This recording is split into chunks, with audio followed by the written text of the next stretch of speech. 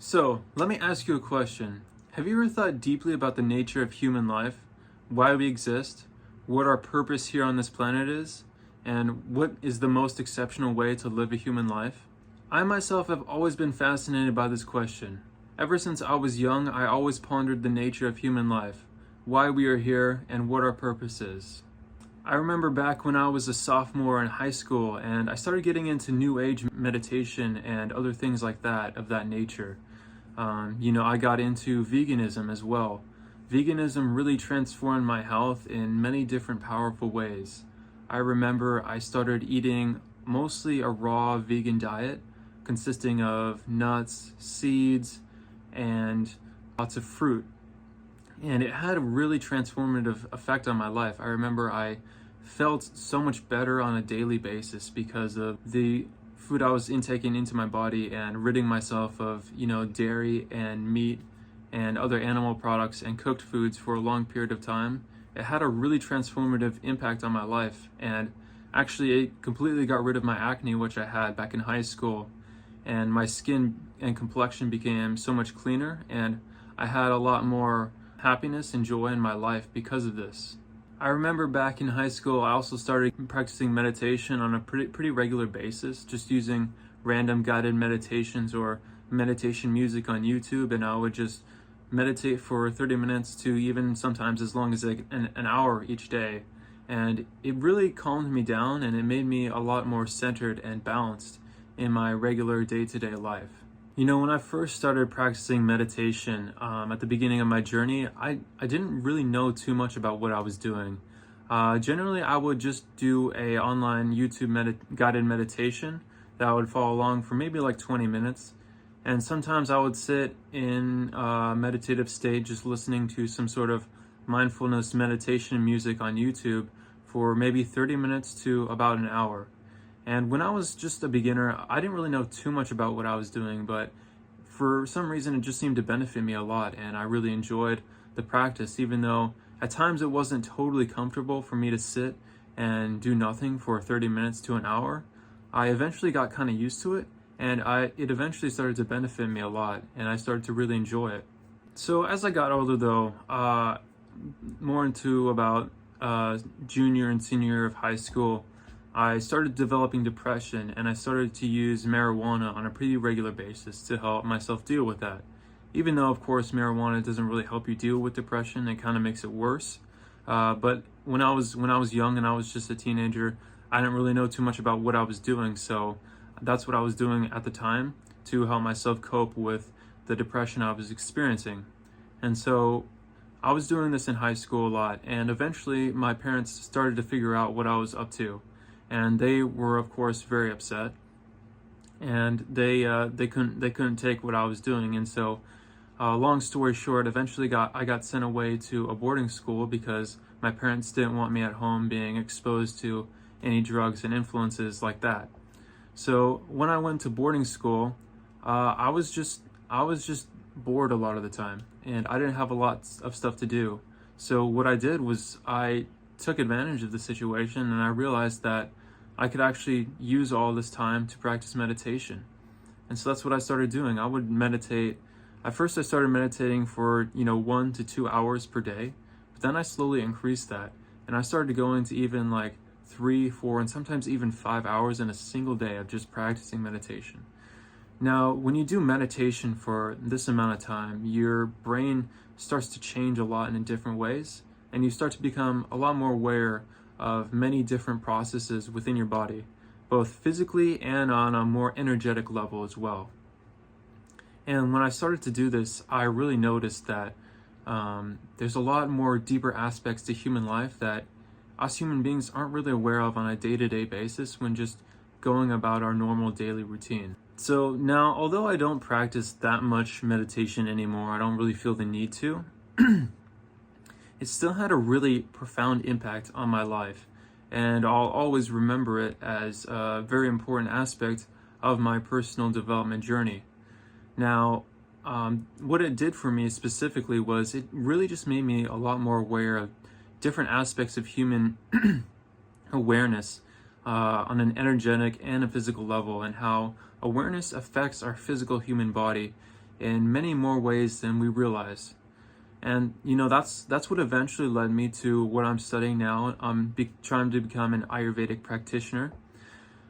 Ayurveda has really changed my life in many profound ways that I couldn't even explain to you. But essentially, Ayurveda is a science of healing of the human body that involves both a mental, energetic, and a physical level, all in one. So it's not separate from psychology, and it's not separate from physical healing, and it's not separate from spirituality and energetic healing either. It's all of those combined into one universal science. Ayurveda itself is based on the philosophy of consciousness.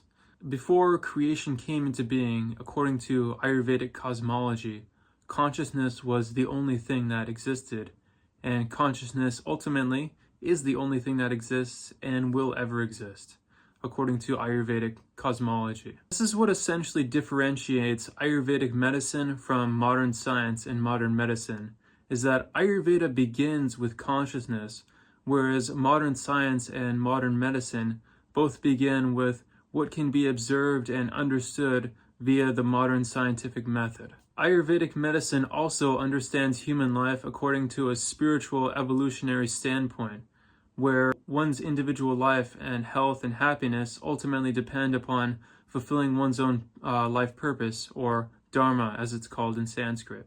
What Ayurveda essentially believes is that before the material universe came into existence, there was pure consciousness. And essentially, the Ayurvedic cosmology teaches that the entire universe is made out of the 5 elements. And so before creation began, there was the creation of the first 5 elements, which is what, according to Ayurveda, creates the entire universe. Now, these elements aren't a literal thing, but they are more of a metaphysical, abstract understanding of reality, that everything is made up of ether, air, fire, water, and earth. So it's not a literal thing, but it's a abstract metaphysical concept, which essentially encapsulates the entirety of reality. Ayurveda is considered an energetic science because it focuses on maintaining and balancing the body's internal energies, also known as doshas of Vata, Pitta, and Kapha. The doshas govern all physical and mental processes, and their equilibrium is essential for maintaining health, according to Ayurveda. Now, the doshas of Ayurveda are a very dynamic way of understanding human health and the human body altogether. They revolve around the 5 elements of ether, air, fire, water, and earth. Now, the doshas are always in a state of constant flux and always changing, and each person has their own unique set of bodily doshas. The doshas are essentially ways of describing different ways in which disease manifests in the human body. They're essentially considered to be like faults, although they're not really faults, they're essentially just bodily humors, essentially. The dosha of Vata is essentially responsible for all communication and movement within the human body. So, peristalsis, speaking, eating, breathing, circulation of blood, thought patterns, as well as other different things like that. This is all because of Vata dosha. Vata dosha is responsible for all of that within the human body. And then after that, the Pitta dosha, which is responsible for all heat and transformation within the human body. So the digestion of food, the processing of different experiences in the human brain, that's also the Pitta dosha, as well as achieving one's own personal goals. That's also an aspect of the Pitta dosha, as well as maintaining bodily heat and energy, and as well as maintaining proper skin complexion. These are all different aspects of the Pitta dosha within the human body. And then there's the Kapha dosha, which is responsible for all stability and cohesion and lubrication within the human body. So the lubrication of your joints, and as well as the strength of your bones, as well as the formation of mucus within the human body, and other things such as the ability to be able to relax properly and be stable in your regular day-to-day life. These are all aspects of the Kapha dosha within the human body and mind. Now, Ayurveda is a really interesting science because it goes into mind, body, and spirit, like I already mentioned in this video. So the doshas cover all aspects of mind, body, and spirit. So it is not just that the vata dosha is responsible for movement and communication within the human body, like the vata dosha is responsible for peristalsis and proper breathing and speaking, but it's also responsible for ideation, like inspiration and anxiety and depression and fear. These are all positives and negatives of the vata dosha within the human body. And so it's a metaphysical way of understanding the human body and how it works at a macro perspective. And with the pitta and kapha doshas, it's essentially for the pitta dosha, it's responsible for anger, irritation, but as well as determination, mental strength, and the ability to be analytical. These are all aspects of the pitta dosha. And for the kapha dosha, it's responsible for love, gentleness, but as well as greed and cleanliness as well. There are both positives and negatives of the doshas within the human body. And so this is the way in which Ayurveda understands the human body itself as a living organism from this macro perspective. Ayurveda uses diet, herbal remedies, lifestyle adjustments, and other therapies to help harmonize the doshas, as well as promote well-being by aligning the individual with their bodily constitution with the rhythms of nature. An example of how this works on someone like myself, I am a vata dosha predominant constitution, for example. Now, my doctor recommended me certain herbs such as ashwagandha and gotu-kola. Now, these herbs are particularly helpful for the mind and as well as the body, but mainly for the mind.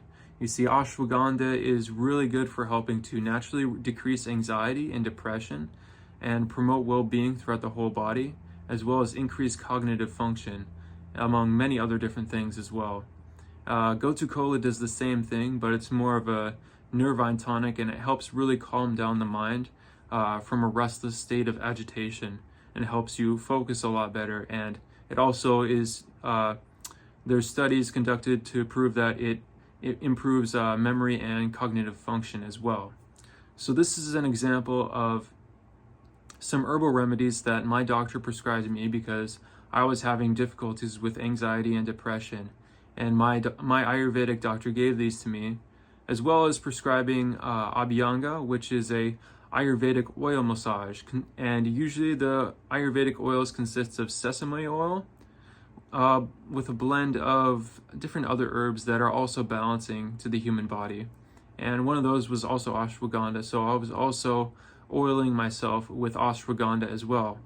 And these therapies work really, really well. I experienced tremendous benefits from taking ashwagandha and gotu-kola, as well as doing the abhyanga daily.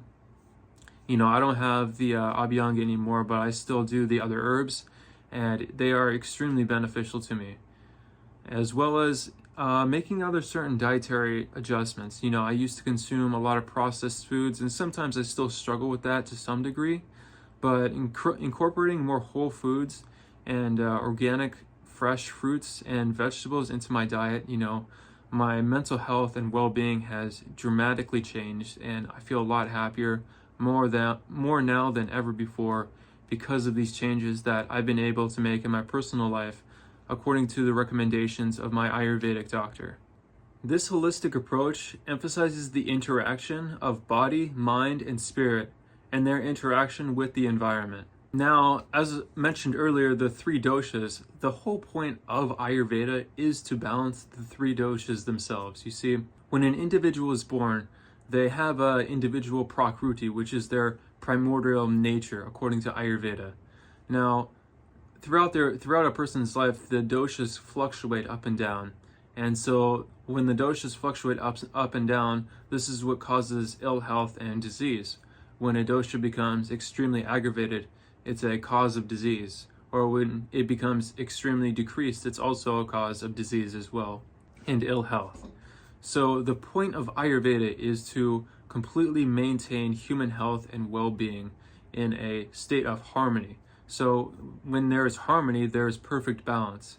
And so the perfect balance comes about through the balance of the three doshas in the human body. So when all three doshas in the human body are balanced, vata, pitta, and kapha, the human being is in a state of internal and external harmony. So their mind is in a right state, their heart is in a right state, their mood is in a right state, and their physical body is in a right state. This is essentially what gives rise to states of internal happiness, well-being, and even states of bliss. And when the opposite of this is true, this is what causes disease. And so the point of Ayurveda is to essentially balance the three doshas within the human body. Psychologically and spiritually, when an individual is in a state of balance of the three doshas, Vata, Pitta, and Kapha, the individual feels a sense of harmony, contentment, and alignment with their environment and with the whole entirety of life itself. And this is what allows for higher purpose and contentment in life. And this is essentially what is the point of human life altogether, is to balance the three doshas according to Ayurveda. Now, Ayurveda is a metaphysical science, and most people are really quite unaware of how deep it goes into human life. But this is essentially what it can do for people.